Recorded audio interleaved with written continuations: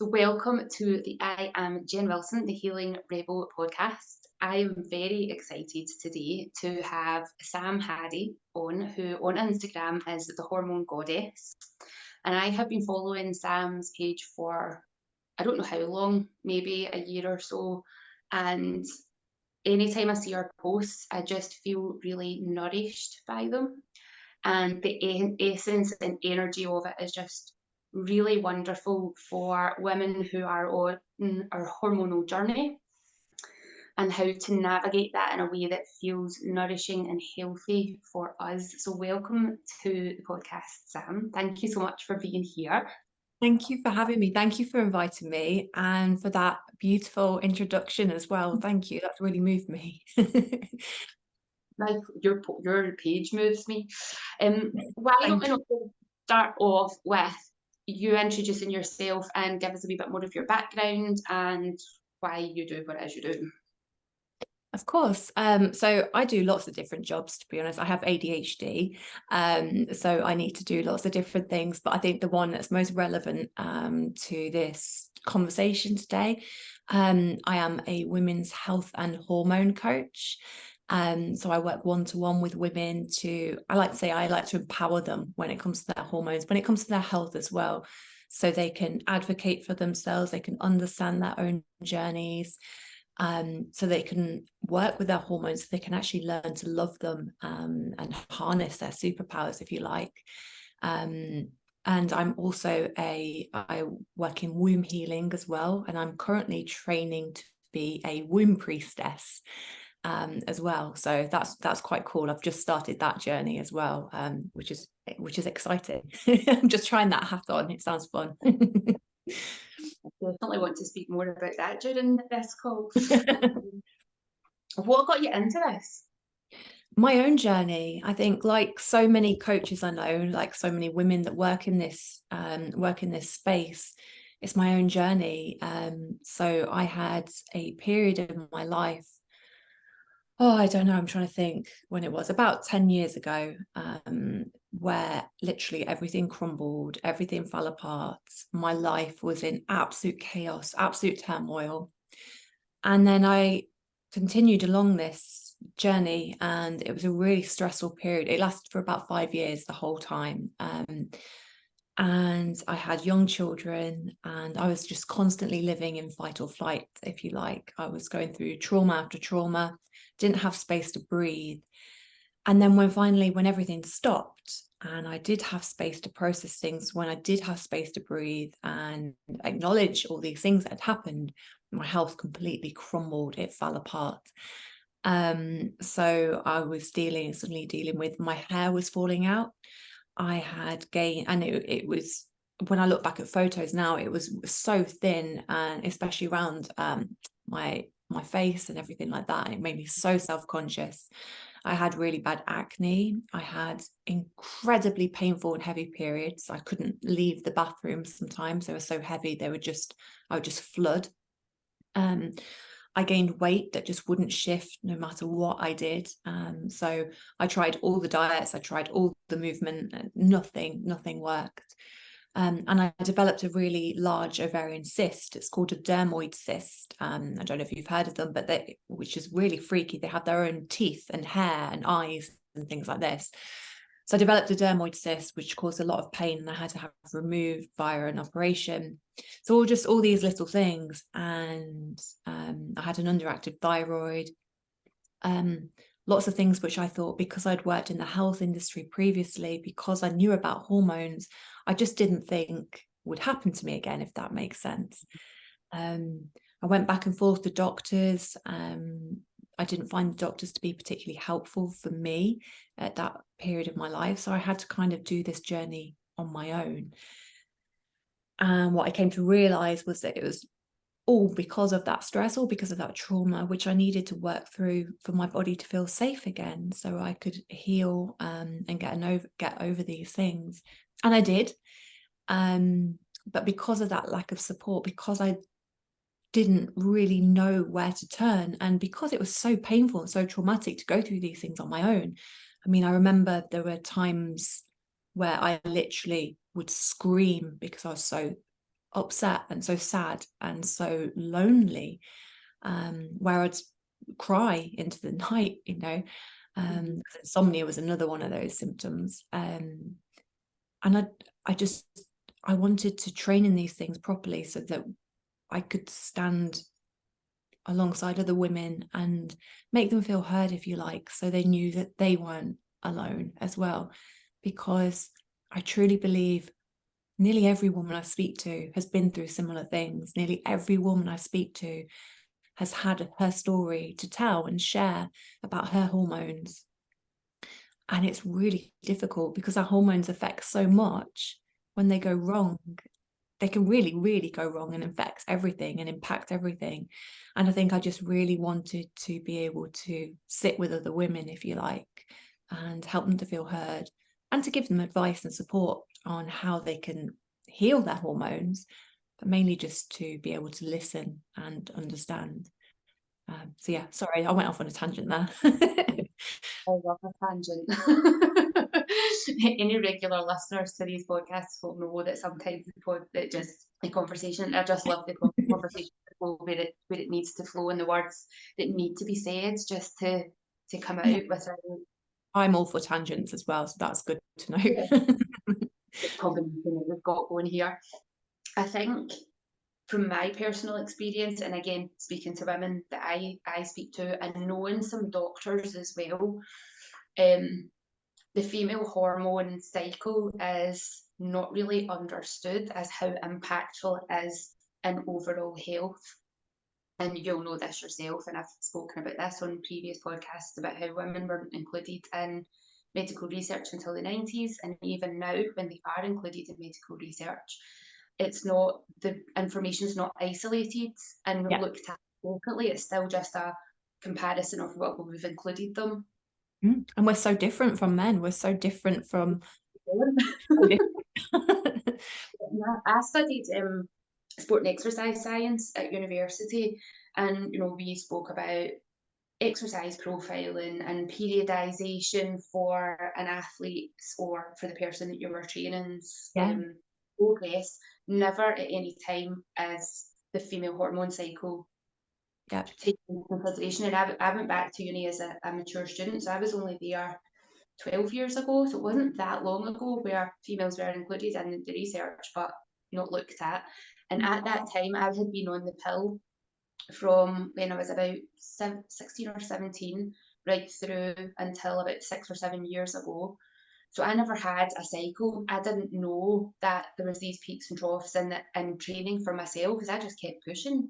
And I Yeah. was like, what do you mean? Like, when I was working with some female clients who weren't on contraception, and they were like, oh, I'm really exhausted. And I didn't understand, because I never felt that way. And they'd be like, oh, I'm at this point in my period. And I'm like, okay, that's interesting. So my a wee bit lighter today, but I just didn't understand the impact because it was never taught it. It was never spoken about. Everything is that male-led, let's go, here we go, here's the path that we go on, no consideration. And I know you speak about eating within your cycle and for your cycle. And I'm not sure if you talk about like doing exercise. I do, And yeah. I'm like you. I was on the pill for so long that I just wasn't even conscious of these things. I had no clue that we ebb and flow. We really do. But I was on the pill, so I felt the same all month, every month. And yeah, it was an awakening, if you like, when I came off the pill. I don't know if you felt that as well. And suddenly my hormones were chaos because the pill had worsened all my symptoms that I went on the pill for. But suddenly I was feeling these different peaks and troughs, and and it was alien to me, and I didn't really know. Nobody had told me to expect these things. Nobody had ever told me that I would change throughout the month. So it was very, very new. But yeah, exercise is such a big one.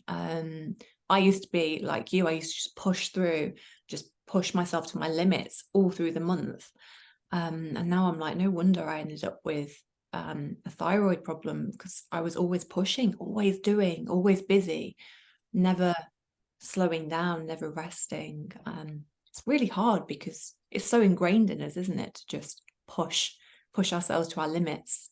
and it's not necessarily the best way. How society is built of we work 9 to 5, Monday to Friday, and if you want to work less than that, then you are lazy. I absolutely agree. It's difficult to be that, to stand your ground and to say no, especially if you've got a corporate job. I mean, I'm lucky I work for myself.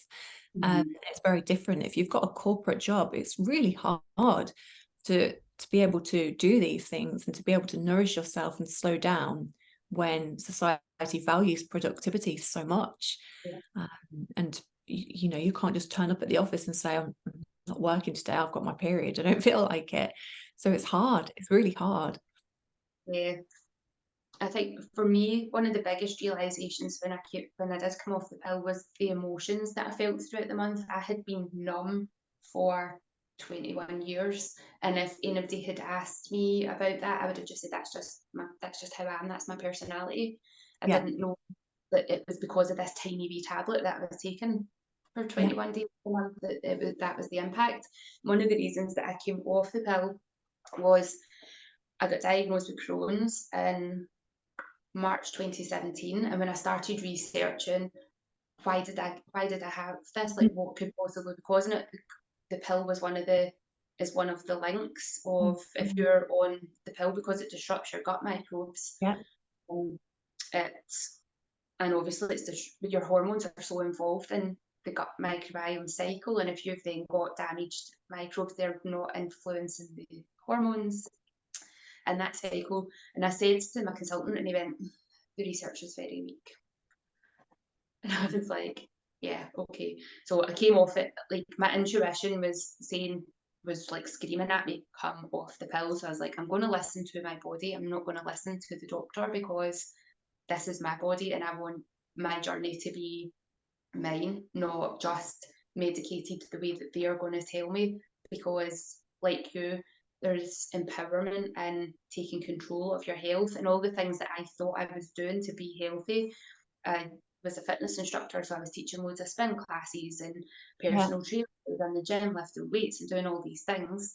And then coming off the pill, realizing I have a cycle, working with the cycle, working with my emotions, realizing that go go go go was damaging because that was driving inflammation as well. So there was this Yeah. multifactorial. It's not just the pill, but the pill made me a certain way, which then created habits that Yeah. Absolutely.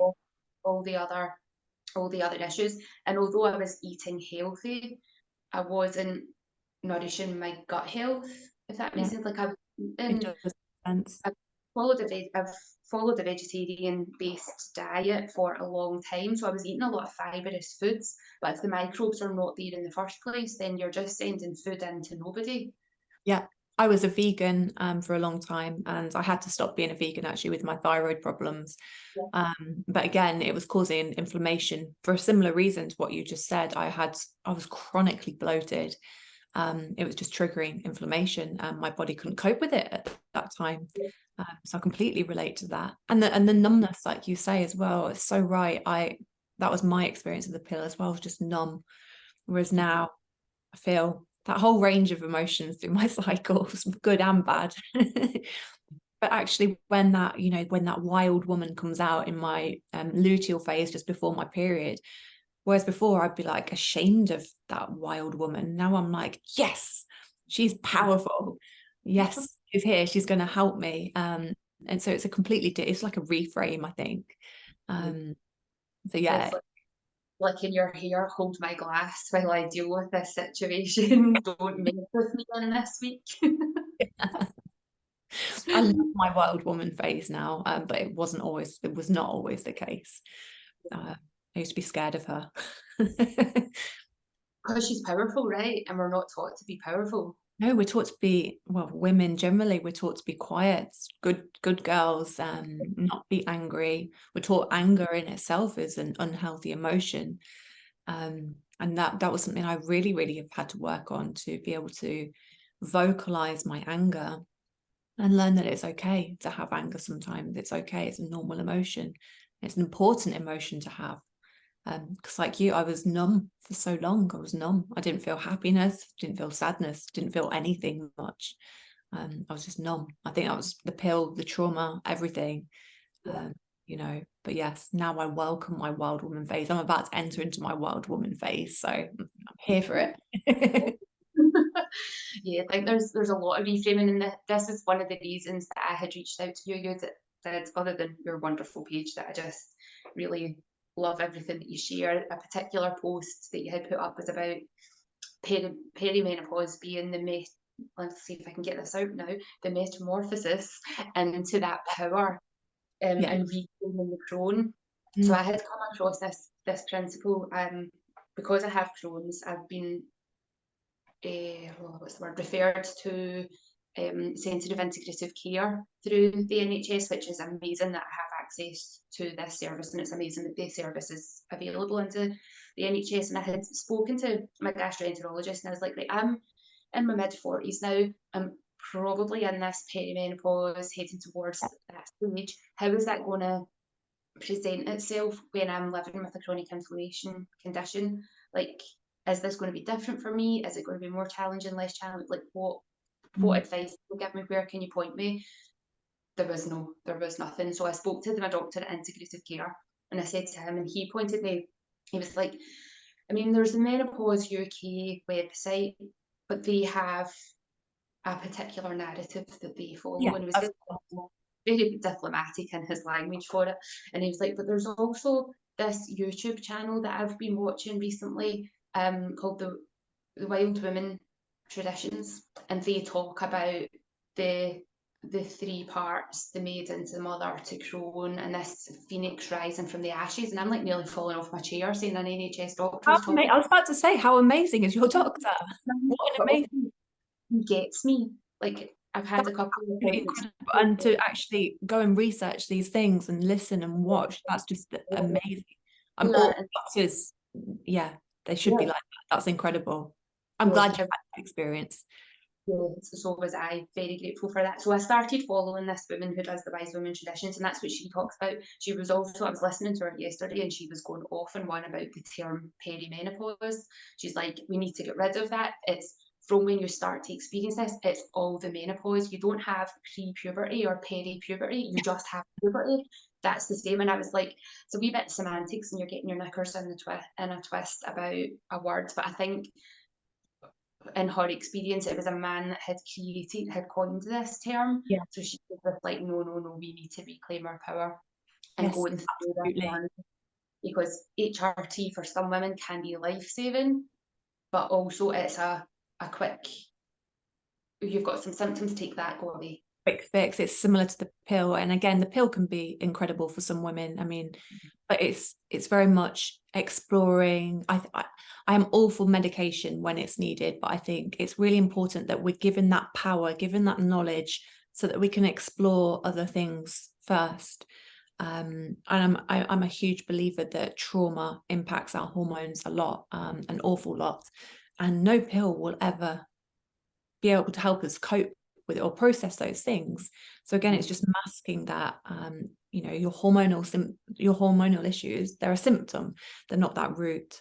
So yeah, I'm completely for that. It's empowering women, I think, to see their hormones in a different light, and to maybe just encourage them to try different things first before they reach for the HRT. And if they want to reach for HRT and it makes a difference, then that's amazing. But just explore things first and just arm yourselves with that knowledge and that power so you can make those powerful choices, and feel really good with them as well. Yeah.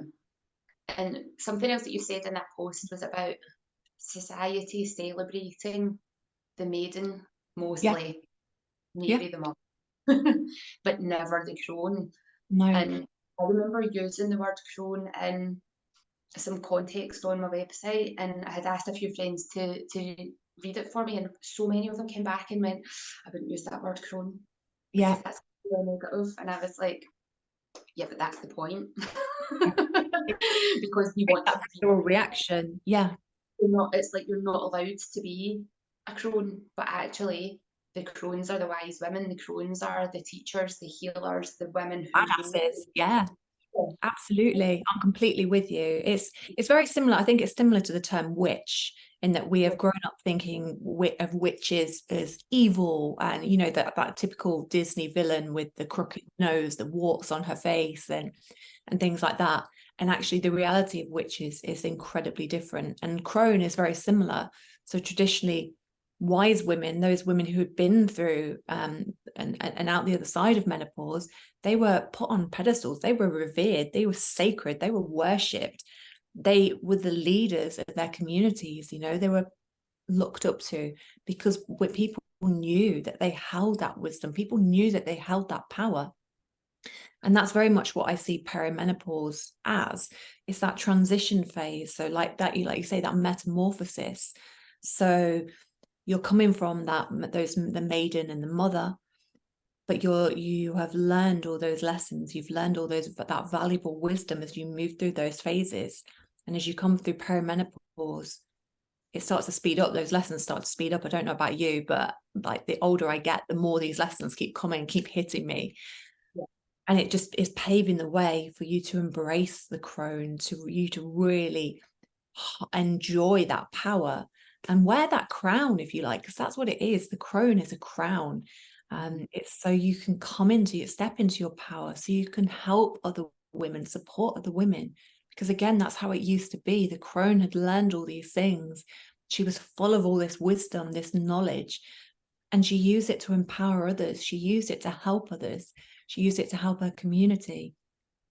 And it's a really, really beautiful thing. It's a really beautiful thing. But like you say, we live in a society that values the maiden, that values the mother, that values youth and beauty and sees those as a currency.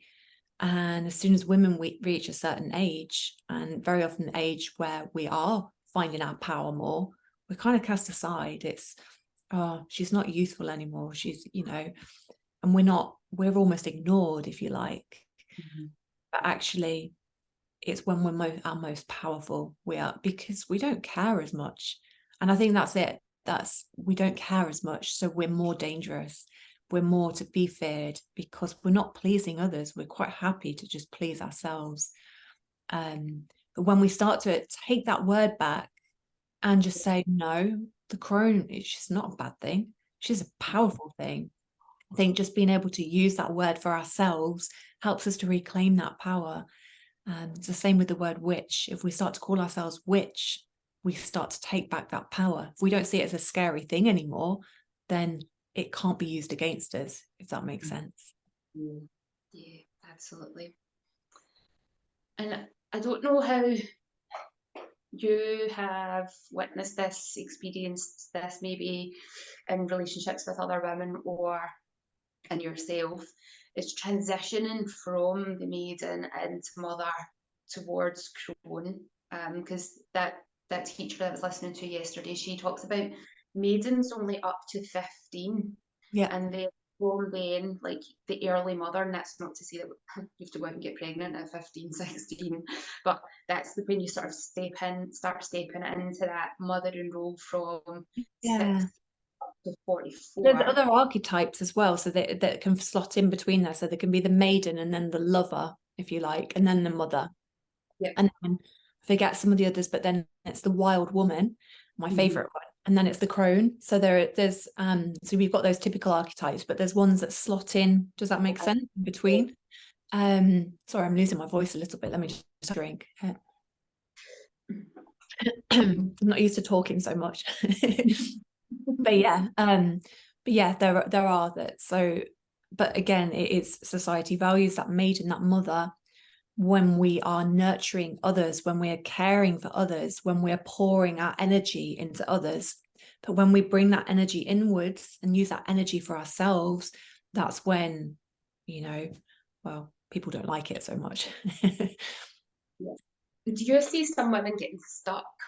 So there's some women I'm thinking of who are maybe in their mid to late 60s, but they're still very stuck in that maiden and that child. Like maybe they haven't done any trauma healing, any kind of work, because they're of that generation where they maybe didn't do that and they don't have a support network. So you can see some of their behaviour, some of the way they act in the world of still being stuck in that maiden, and they've maybe never transitioned from maiden to mother, never mind from mother into crone.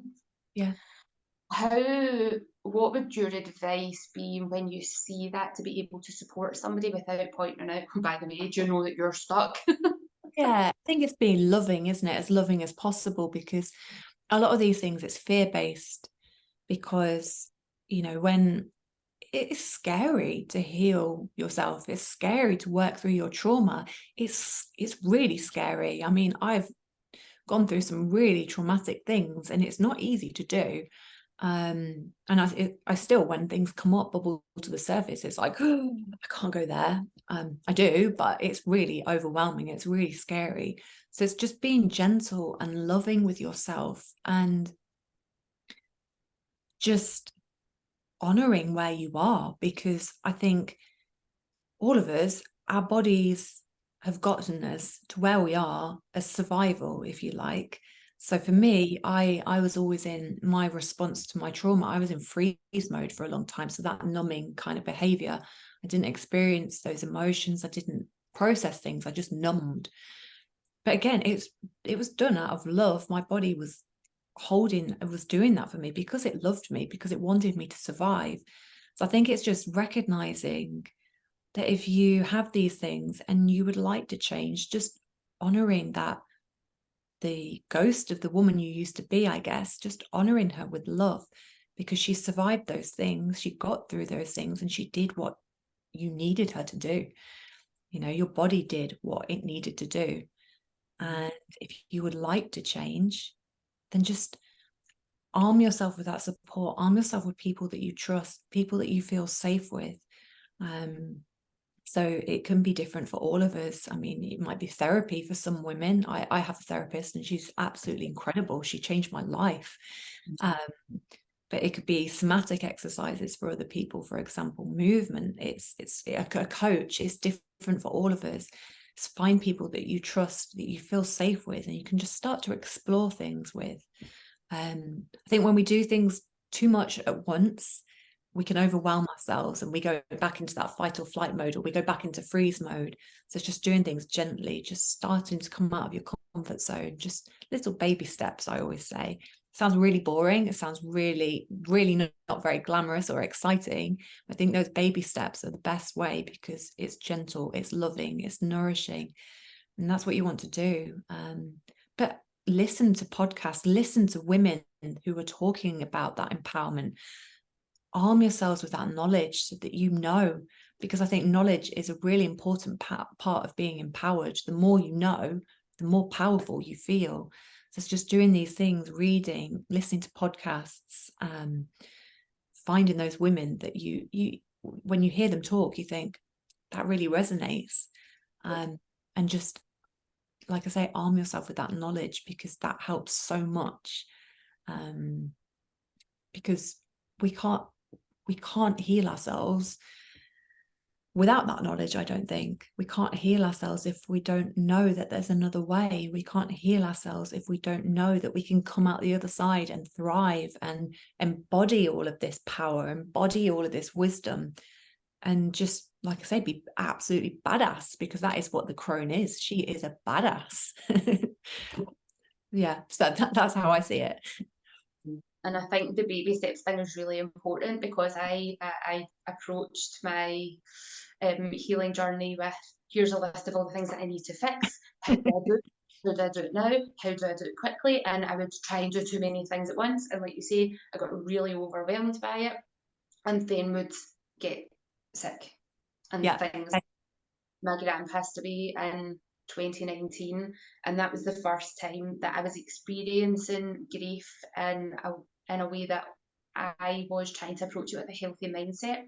Yeah. When people had died in the past in my family, I had either been drunk, or I was young and everybody around me was telling me not to cry in front of other people because I would upset them. So it was suppression. So I had learned from like the age of 10 that when you're sad, when there's grief happening, you just suppress it and get on with life. And then when my gran came round, I knew that that wasn't the right way, but it was quite unexpected. Although she was 90, it was quite unexpected that she had died because she was fine. And then she got a chest infection, and then she was in hospital, and she passed. It was like a 10-day window, so it was really quick. So I didn't have time to prepare for it. And in that grief, I'm trying to heal 30 years of grief while grieving, which is not wise to do. And I'm like, I need to fix this, I need to fix this. And then I ended up in a massive Crohn's flare, and then was like, my body was just going, stop, Mm. like just slow down, because I'm not going to let you keep going fast, because this is what you've always done in the past. Because the body will tell you, body It keeps, does. body says no. um Slow you down, and then just let it process. And that was the lesson that I learned from that very, very challenging lesson, was just, you just need to slow down and stop and allow the emotions to come through you, rather than trying to control them and trying to make them be a certain way so that you can show up for other people. You need to show up for yourself. What a beautiful lesson in a really difficult time. What a really Yeah. beautiful lesson to be able to take from that. Mhm. And I truly believe there's medicine in all our stories, there's medicine in all our journeys. And we all go through hard times, right? We all go through traumas. There's not a single one of us that is unscathed. We all go through grief. I mean, and grandparents, they're the most special people. Losing my grandparents was also like a pivotal moment for me. It's we all go through these things, but like you say, it's such a powerful thing when we allow ourselves to slow down and experience these emotions, because we get taught that from a young age that we're not meant to feel sad, that we're meant to be happy. And that's Mhm. not true. We're meant to feel all of life's ebbs and flows. We're meant to ride with those waves. So we're not meant to always be happy. We're not meant to always be angry or sad either, but we are meant to experience those normal human emotions. And Mhm. it's so easy to get caught up in, I shouldn't feel this anger. I shouldn't feel this sadness. I shouldn't feel this numbness. I shouldn't feel this. But actually, what you're feeling is valid, and it needs to work through you. It needs to process. And like you say, slowing down is the best way to do that. The best way to just sit with those. And sometimes sitting with your emotions is too much. Sometimes you cannot cope with those emotions on your own. And that's when it's important that you have people around you that you trust and that you can work through those things with, like a therapist or whoever that may be. But other times, sometimes you do need to just sit with those emotions and sit hand in hand with them and experience them. And it can be scary, it can be Mhm. overwhelming, but it's also really powerful and really healing as well. Yeah. I'm Yeah. really glad that you were able to slow down. I think when, like, my thyroid condition as well, it was very similar in that it was my body telling me to slow down. It that was my medicine, if you like. My thyroid condition was basically my body telling me I had to stop, I had to slow down, I couldn't keep going how I was.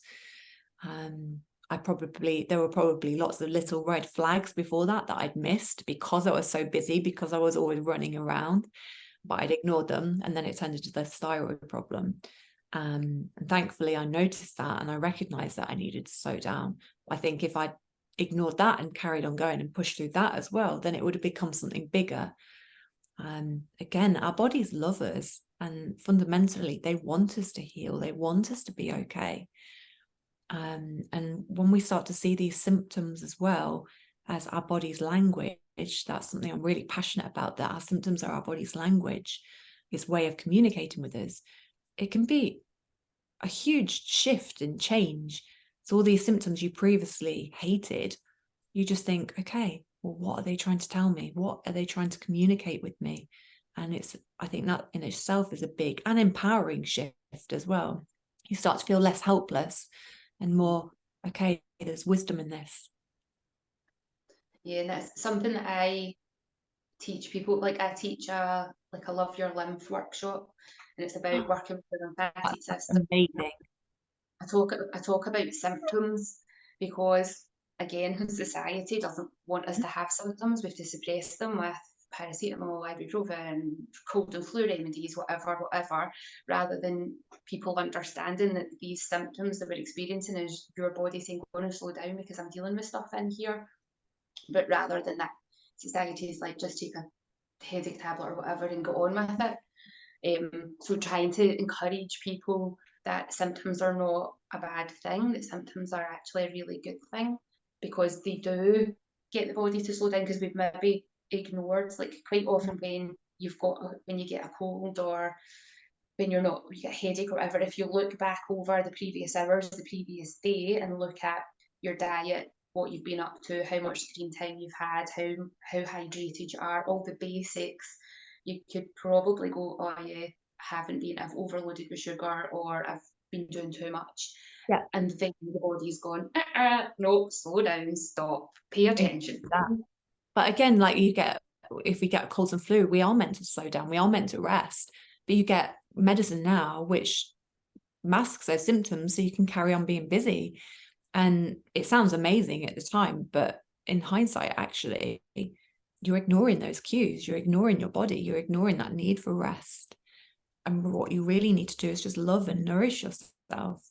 And it's okay. We all go through these times, don't we, where we do push ourselves too much, or we do ignore things. And, I do things like, I've had a really hard few months, and I actually, for the first time in years, I had a horrific period last month. So I'm not immune to these things either, because I was just processing a lot, and it was my body's way of saying, slow down, you need to stop and just process these things. I think that's really important to recognize, isn't it? Because we're all in this journey together, and it doesn't matter how much I know about hormones. Sometimes things will happen and like hit me with a hammer. And I'm sure it's similar with you as well. But again, there's wisdom in those symptoms. There's wisdom in that. And also, I want to come to a Love Your Lymph workshop. That sounds amazing. I have to say that. I love learning about lymph. I'm such a geek about lymph. Yeah, it's so important to our health. And I just, when you were saying that about doing too much, I have to check myself regularly, because my default is be busy. So when I feel well, the temptation is to fill my diary. So when I had a big flare last year, and I had to, like, I was in hospital and had to take time off work, which normally I would just have kept working, but just I'm teaching an online class, so it's not really working, but it is working. But I actually took a whole month. I was like, messaged my class and I'm like, I'm off, I've been signed off sick. And the way that I worded it was, I've been told to take this time off sick, so that it wasn't, but it was my decision, but I didn't want to admit that it was my decision. Such a strange thing. But I have to really check myself, because when I forgot what I was saying there. But when I was coming back from not being well, I started with only my 3 classes a week. I was just like that hour a day, and then let myself rest and recover. And I'm now. It was only, so I went into hospital in March 22. It was only July this year that I would say I feel well, and that I could probably fill my, but I have set myself really strict boundaries of, I'm only going to see clients and do that face-to-face contact time work on 3 days.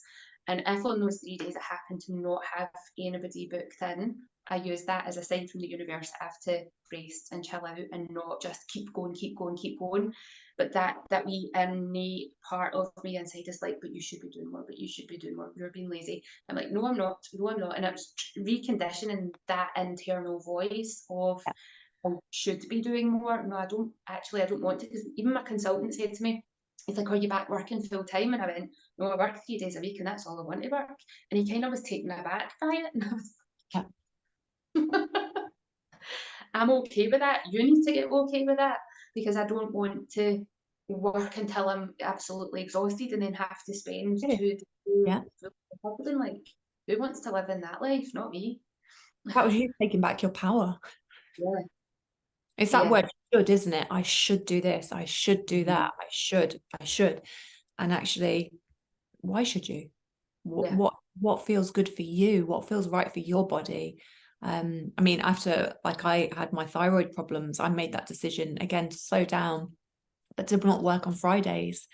And it was a huge change for me, because again, I'd gone from always filling my days, always being busy, and I would work a lot on the weekends as well.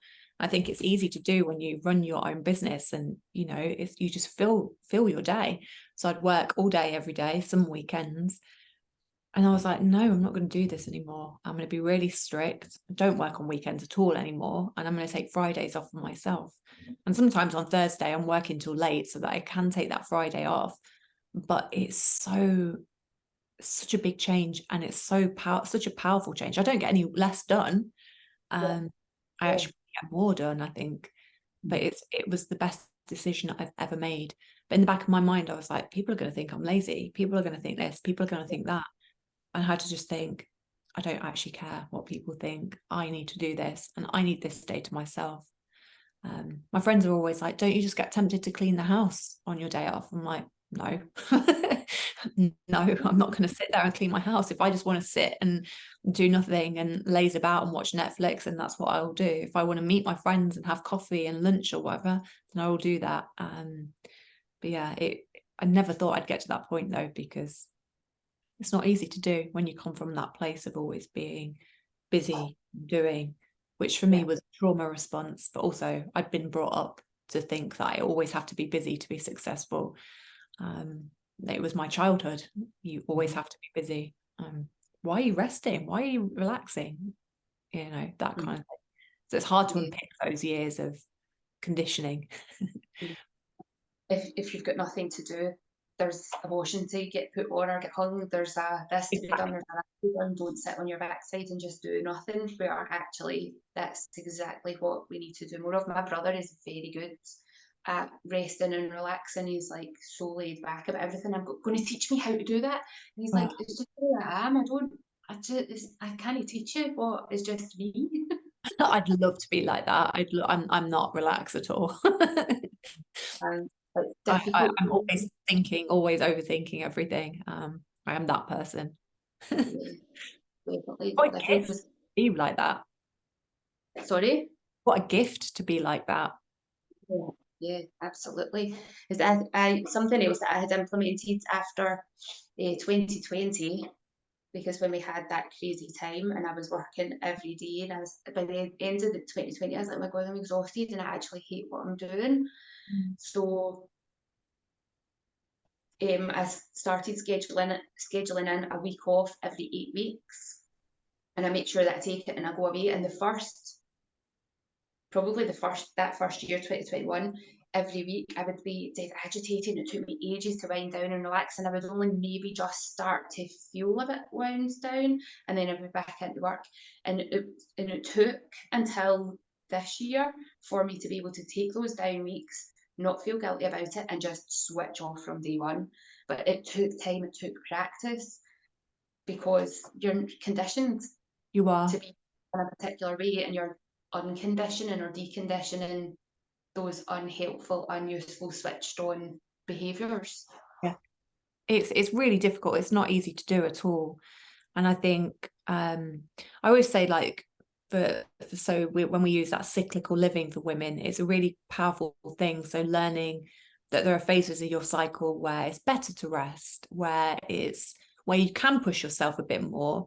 It helps you to do those things a little bit better, I think, because it is uncomfortable for a lot of women to say, you know what, I need to take this time for me. I'm going to do nothing today. So if that's really difficult, I think working with your cycle makes it a lot easier, because you understand your hormones and your body is telling you can't do those things today. So I always say to women, if you do find it hard, work with your cycle at least, so you can be really, really productive and push yourself that bit more when you're ovulating or when you're building up to ovulation. But then at least honor that tiredness when you're on your period. Do something to honor that part of your cycle, and slow down, rest when your hormones have dropped off, when your hormones are low. Just let yourself rest, let yourself slow down. Don't go to the gym. Don't push yourself with hits or whatever. Don't book up your diary. Don't fill yourself with socializing and this and that. Just slow down, honor it, go inwards. And I think it's a nice, easy way to do it, because I think the more we're talking about hormones, it makes it a little bit more okay. Yeah. It's soft. It's a softer way of doing it, I think. If you're starting to explore resting, it's an easier way to do it. And I think for some people, having that education of, oh, that there's a reason for this, Yeah, so that they can rationalize it in their brain first, can really help, because that is, it's, as you said at the start, knowledge is so important. Knowledge it, is empowering. So you can go, oh, actually, so if it's somebody is in a corporate job and they start working with their cycle, they know that there's certain weeks that they can have loads of meetings, and yeah, then that they want to deal with confrontation. And then the weeks that they don't want to have loads of meetings in, that they just want to be able to do whatever their tasks are and being able to yeah, transition. more mundane tasks, admin or writing reports or that kind of thing. Yeah, definitely. And I get it, it's not always possible, because sometimes, if you do have one of those kind of jobs, it's out of your control sometimes, isn't it? You have other people to answer to and things, but it's doing it where you can, isn't it? And it's honoring it wherever you can. And it really becomes a superpower. And I think that was the most powerful change I think I made with my hormones, when I realized that actually I have 4 different personalities each month. I have 4 different skill sets each month. And that is an amazing thing. Like, it's really amazing, because, when you actually harness that and use that, it's really powerful. I think I talk to a lot of women that think that they're not creative types and things like that. I'm like, you are. Work with your cycle and you'll find it so much easier. This is the phase of your cycle. You'll feel more creative. Just explore it and see what comes to you. Yeah. Or, if women struggle with public speaking or speaking, try it when you're ovulating, because you'll find it that bit easier. You'll feel that bit more confident. So Yeah. it just helps you to push yourself a little bit more, because there's something you're feeling a bit more scared of or fearful of. Just think, well, when am I in my cycle most likely to be able to use this and work with it? It becomes a much more powerful thing. But yeah, it's our superpower. It's our superpower. It just changed everything when I started working with my hormones. It's such an amazing thing. Yeah. And just recognize that, like I said, I love that wild woman phase, but I didn't always. To just recognize that, because we get our PMS or our anger before our periods, we get demonized for it, don't we? It's like, oh, she's due on a period. But actually, again, there's so much wisdom there. We don't just feel these things for no reason. Nothing happens for no reason. Nothing. No part of our human experiences, no part of our symptoms, they all happen for a reason. And it's, what is this telling me? What wisdom does this carry?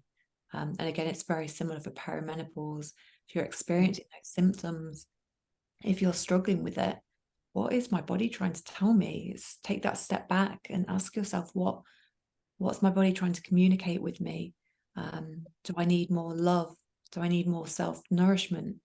Do perhaps I need to eat a little bit more, eat more nourishing foods? Do I need to slow down? Do I need more rest? Do I need more more like community?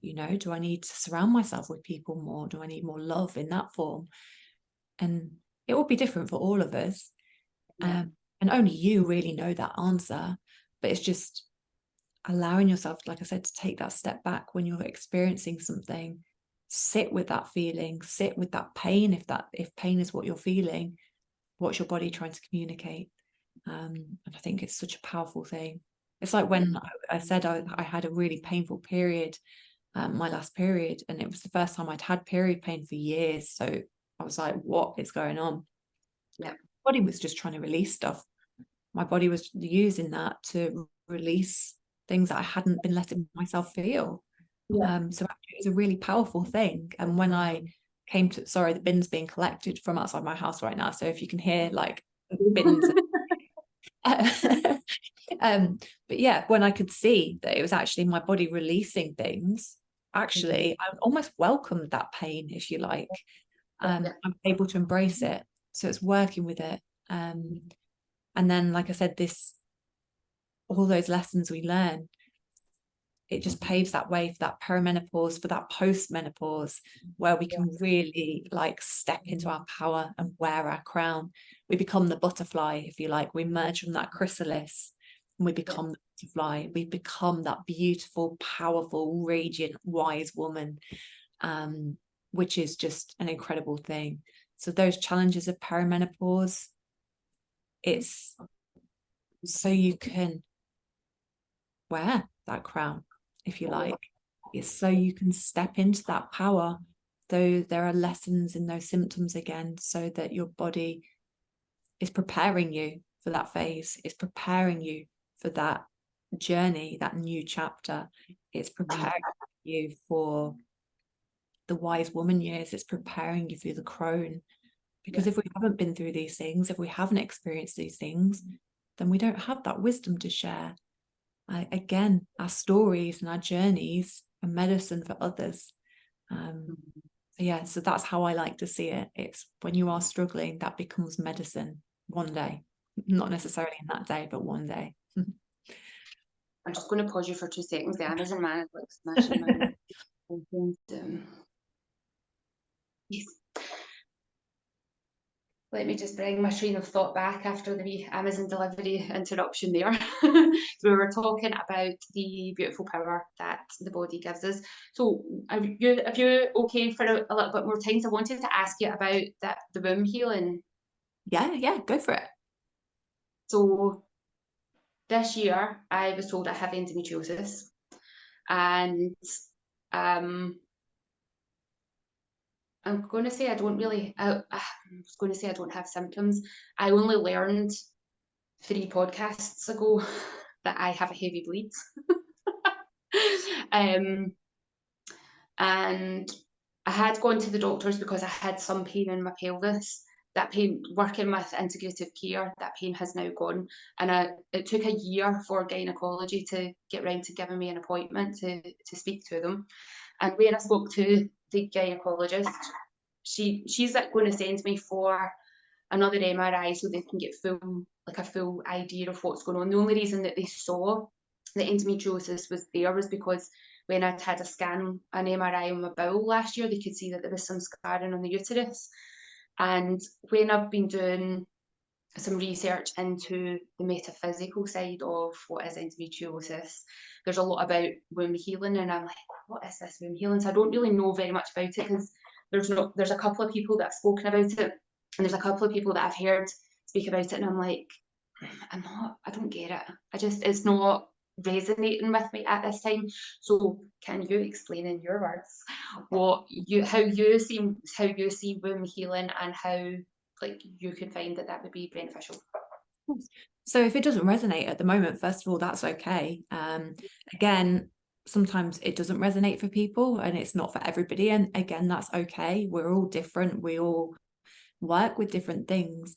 And then for other women, we've been taught for forever, for our whole lives, most of us, that our wombs are something to ignore. So we ignore the pain, we suppress it, we are ashamed of our bodies, we're ashamed of our periods, our cycles. We're taught that they just cause pain, and so there's a lot of different things there around our wombs, around our pelvic area. There's a lot of different things. There's a lot of different feelings and emotions. And again, for many women, we store our emotions, we store our memories, and there's ancestral memories as well. We store it all in our hips and our womb spaces. So there's an awful lot there. There's a lot of heavy stuff there. And then there are conditions like endometriosis, which they can be linked to certain energetic causes, like you say, the metaphysical causes. So for example, when I had my cyst, that can be linked to suppressed emotions, it can be linked to traumas, it can be linked to certain pains. These things don't happen for no reason. They happen for a reason. I'm 100% convinced of that. So womb healing, you very much see our wombs as the center of our feminine powers, if you like. So we have 3 feminine energy centers. So we have our pineal gland, like that center of that knowing, that intuition. We have our heart, so that center obviously of love, of connection. And then our womb, which is the center of our power. It's the center of our creativity, our sexual energy, everything. So very often when we're experiencing things such as feeling unconfident or feeling pain and all of these things, it can be trapped trauma in your womb. And like I said, so very often these hormonal issues, these hormonal imbalances can be connected to it. And again, if this doesn't resonate for you, it is okay.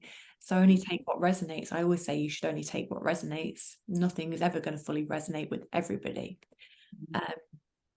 But your womb, I say, she feels a lot. I say she, our wombs have their own. I talk with my womb every day.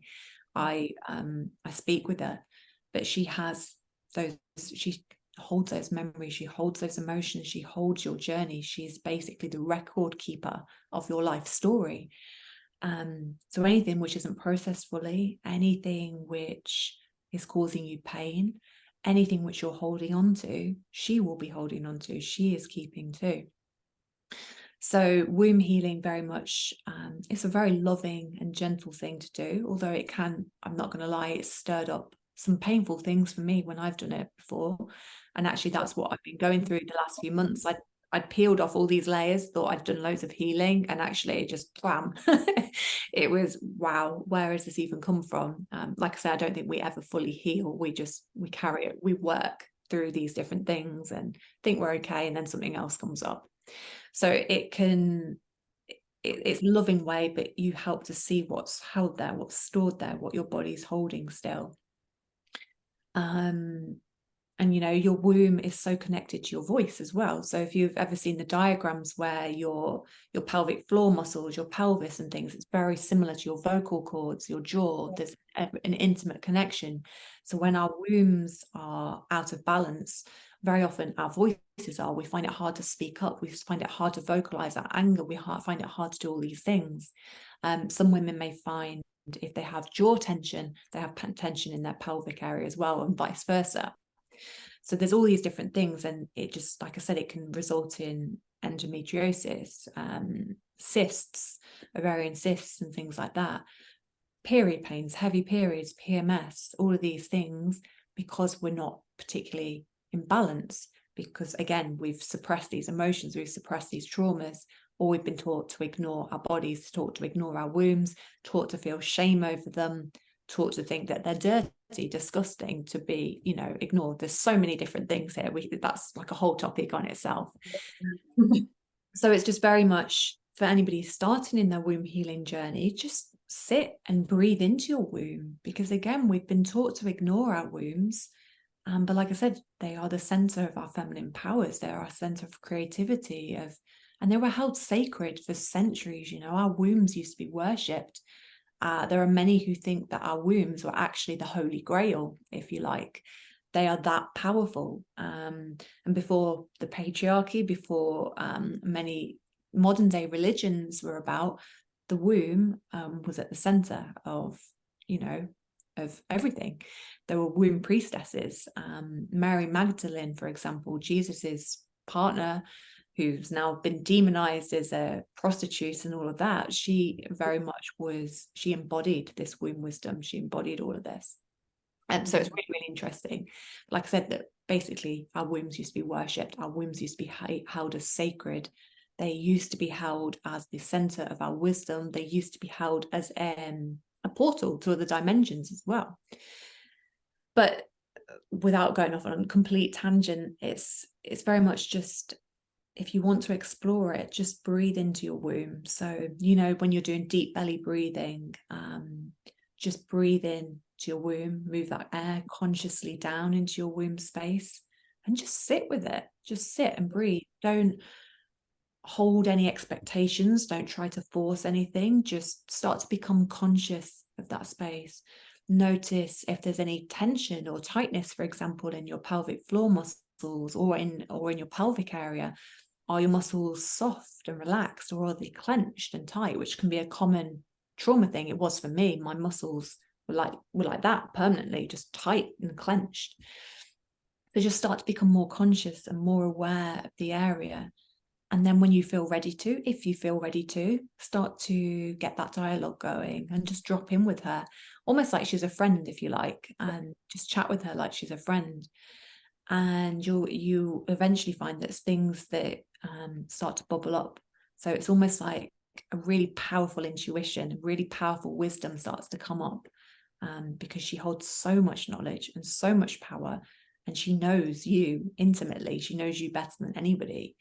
And if you ever want to know the answer to any questions, for example, why am I experiencing endometriosis? Why is this pain happening? Why is this going on? What do I need to release? That area, she holds all of that wisdom. So it's just dropping in and seeing what she has to tell you, seeing what you can use and what resonates as well. At the very least, I think, even if you're not feeling, if that doesn't resonate, I think it's essentially the same as your intuition, isn't it? It's dropping in and being present in your body and understanding that you hold all those answers. You hold all your answers. You have that power. It's just recognizing that you have that power, recognizing that you have those answers, and honoring that and honoring it enough to work with it, and find that. Does that all make sense? Sure.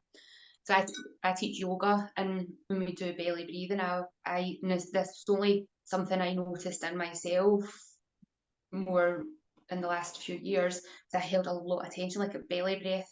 I would push my belly out. I didn't let it expand out because the muscle was there, and it was, oh yeah, I'm doing belly breathing, and then I don't know what it was, but the penny just dropped. I was like, actually, I'm really tense around there.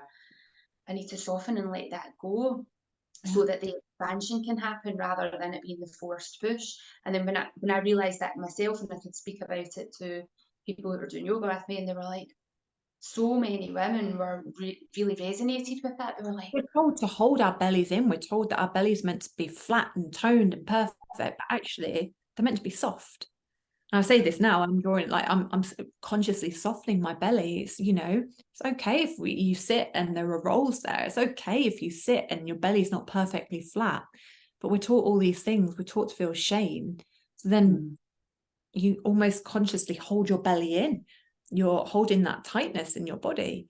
But actually we're meant to soften sometimes. We're meant to relax that area. And it's very much the same in our pelvis, in our pelvic muscles. We hold on to all that trauma and that tension, and it's almost like not even necessarily our bodies are in fight or flight, they're in freeze, and we're just constantly holding that tension, that tightness.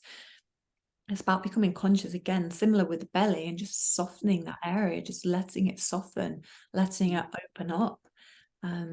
But you have to have that element of safety, I think, in the body first to be able to do that. You have to feel safe to be able to do that, and let your body know that that it's safe.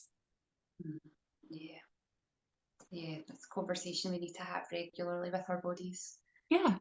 And reassuring our nervous system, like, this is a safe place for me to be at. Like, yeah, even like I have to say it almost out loud to myself. I'm like, everything is okay.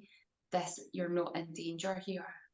I say it to myself. I mean, like I said, I've had a hard few months, and I do my butterfly hugs, and Yeah. when I'm doing my butterfly hugs, I do say it. I say, you're safe.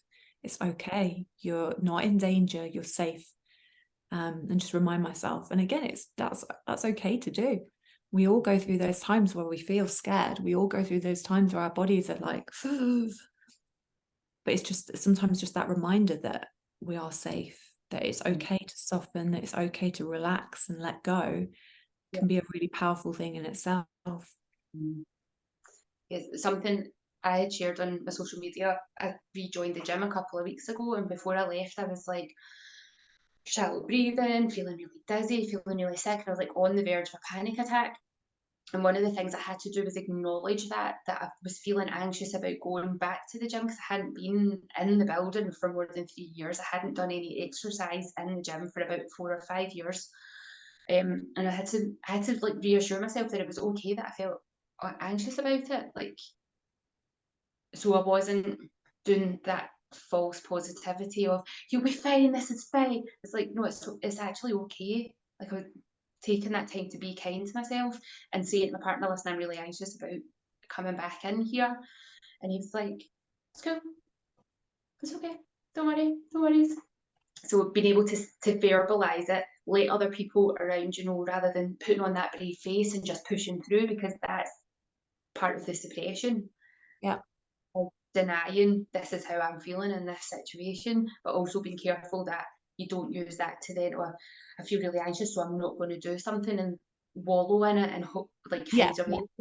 It's how do you acknowledge that you feel anxious about a situation when you know it's a situation that you really don't need to feel anxious about in the big scheme of the world, and how can you allow yourself to feel anxious and take support from other people so that you can move through it and get out the other side and be like, actually, that was okay.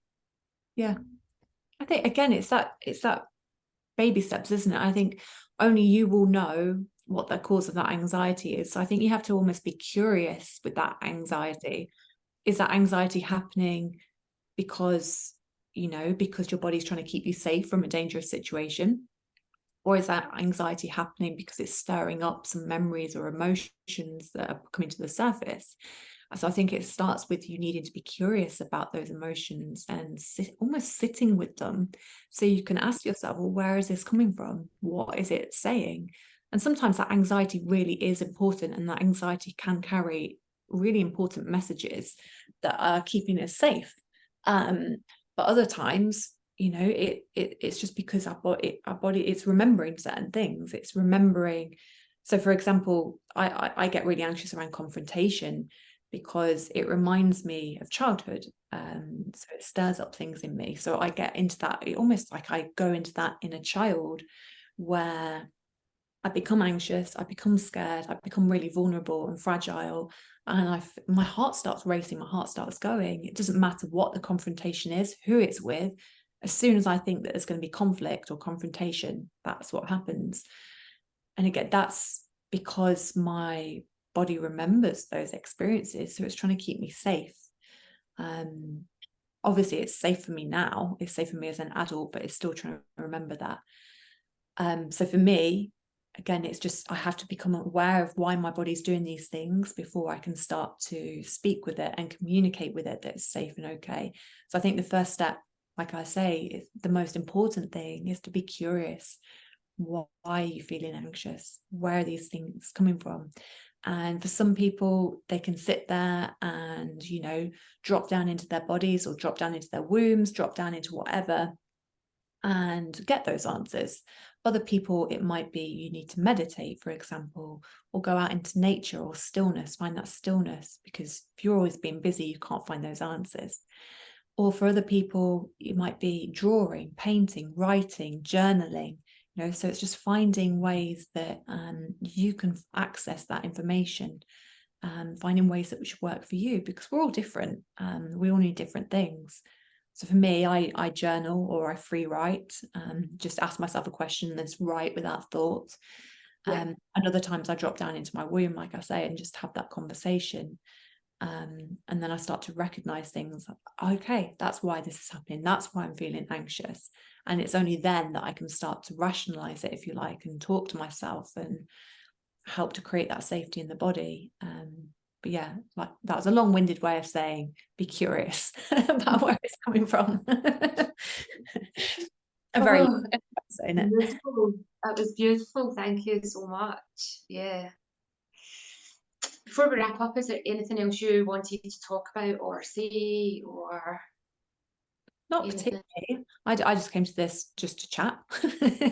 I enjoy chatting with people. I love chatting with people. So I've just really loved chatting with you and getting to know you and listening to the parts of your story as well. I think it's one of my favorite things to just listen to other women, chat with other women, share with other women, because I think it's beautiful. I think it's really amazing. So I feel grateful. So thank you. I really enjoyed it.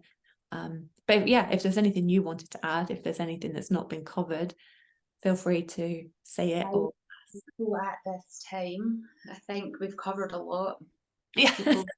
People will be like, oh, probably I've got a list of things. I'm like, oh, let's do that, let's do that.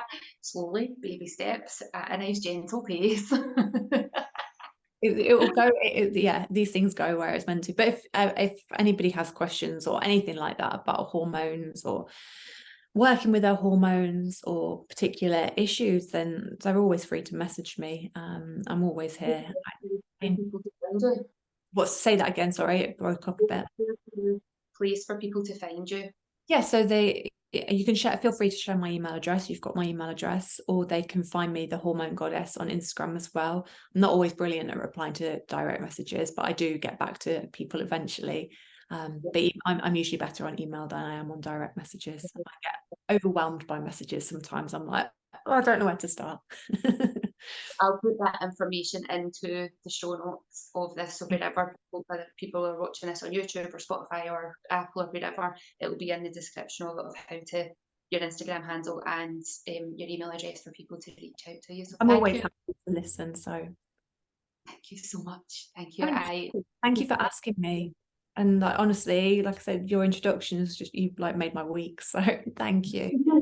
And I've enjoyed getting to know you. So I've enjoyed getting to know you as well. And anybody listening to this, definitely, if you're on Instagram, go over to the Hormone Goddess and feel held and nourished and comforted, because you share amazing recipes as well as wisdom and insights to hormone healing, how to work with your hormones, and just how we move forward as our powerful women that we are. So thank you.